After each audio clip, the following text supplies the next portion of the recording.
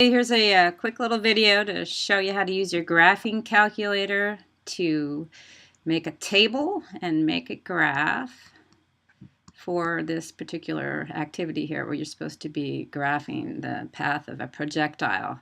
So let's begin. Here's your graphing calculator screen, and notice how it's blank. You got this thing blinking up here. Let's tell it what to do. So first thing we're going to do is hit this y equals button so we can get into this menu and write in our equation. So hit y equals, and now we're going to use this equation. This is the equation that we want to find the table and graph for. Well, we're going to graph from the table. So notice how it's in the y equals form. So we type it in exactly what it looks like there. Here's your negative button, negative 5. Here's your x button, x. Here's your squared, x squared. And then plus, and then 30. And here's your x plus 2. And there we go. There's our equation entered into our y equals menu, and our next step is we want to find the table so that we can make a graph from our table, just like it's telling you to do here.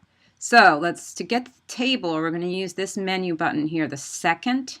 This button brings you to all the little blue things up here, all the blue parts. So for here, you want to get to the table and not the graph. And so you have to hit second graph button, which will bring you to the table. And there's the table. And I'm going to scroll up into the table and start it off at 0. I'll show you in a minute what I just did. But so we're going to take those numbers now and enter that into your table here. And I'm going to show you exactly how to do that. I'm going to hit my little pencil button. It's a little pen. It's sort of awkward, so bear with me. So at 0 seconds, I'm going to put in a 2. So I'm just basically copying the table. It looks like a Z, but you get the sense. It's hard to use this thing. So at 1, it's at 27.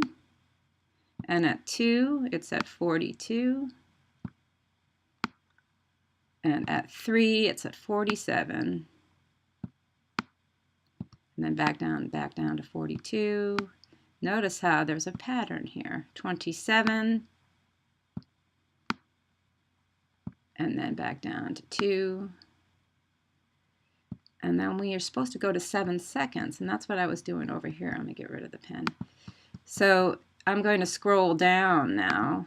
This is because you can keep going. You can see what happens at 7 seconds, 8 seconds, and yada yada. But 7, let's bring it back up to just down to 7. So at 7 seconds, it's at negative 33.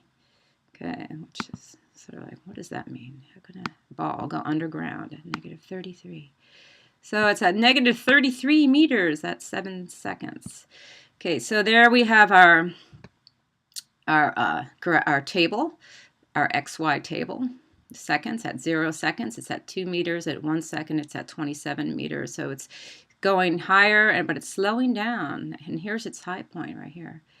If you notice, you see the symmetry here. Anyway, so we can talk about that more later, at some other point. But I'm going to now, still have a little, I'm going to erase this right here.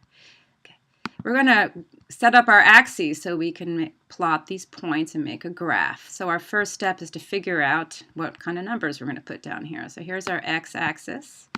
This is going to be time. And you should write time down here in seconds, but put your numbers on first. So we have to go from 0 to 7. And so you always start at 0. So here's 0. Ooh, really bad 0. You can do better than me with your actual real pencil. So here's 1 second. It's good to put a little mark on it so you can see.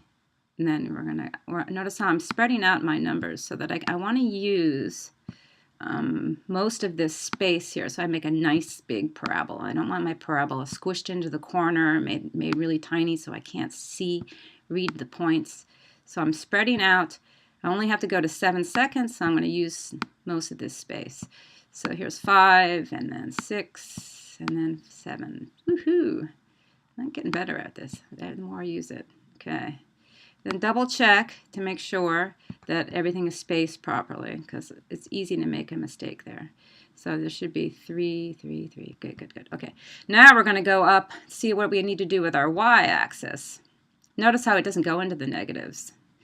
There's a question about that in the back, but we're not going to deal with that right now. We're just going to graph this. So we need to set up our y-axis. Here's our y-axis, our height in meters. So we have to get up to at least 47. And the way that I set up this grid, if you count off by twos, you see it goes up to 50. So let's go by twos. 2, 4, 6, 8.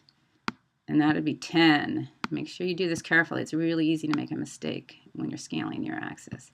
So each of these is 2. 12, 14, 16, 18, 20. 20. Ooh, so awkward, this pencil thing. 22, 24, 26, 28, 30.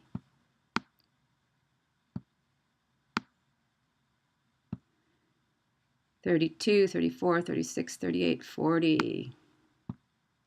It actually doesn't go quite up to 50, but we don't need to go up to 50. 42, 44, 46 goes right up to 48, you'll see here. So this is actually fits in really nice. 2, 4, 6, 8, 10. Just double check, make sure everything's spaced properly. You should add down here time in seconds, hand write that in here. And I can't write sideways with this virtual pencil thing, so you should write in here height in meters. I also can't write very small, and so I can't fit it in there, but you should label your axes time in seconds and height in meters.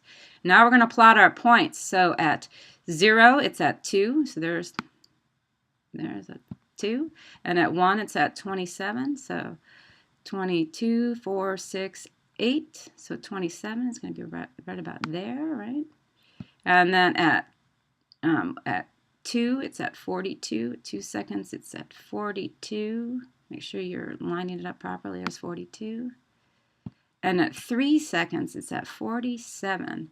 And that's going to be right there, because 48 is right there and 46 is right there. And then as you're heading back down, you'll see you repeat the same numbers again.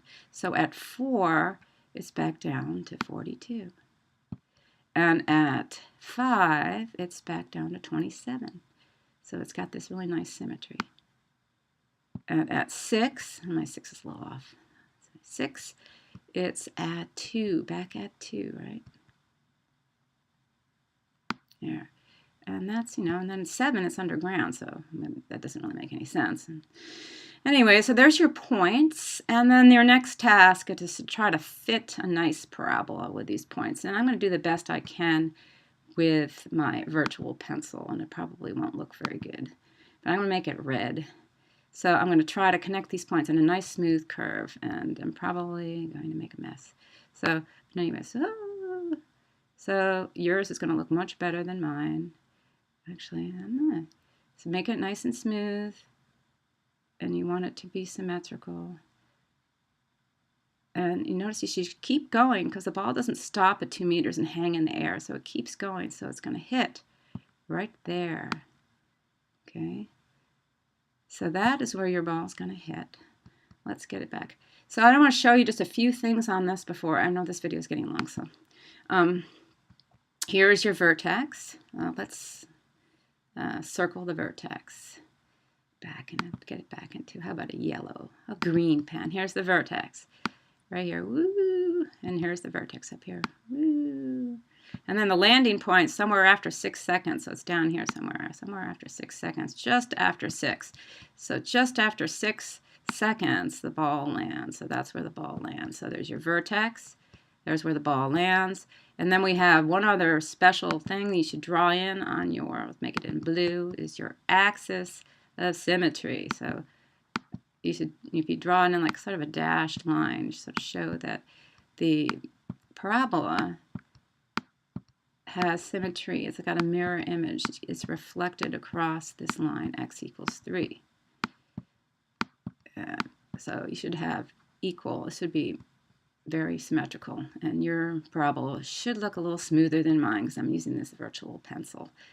Anyways, I think that's probably enough for this particular video. There's other things to show you, and I'm still learning how to use this software. Thanks for listening. Bye.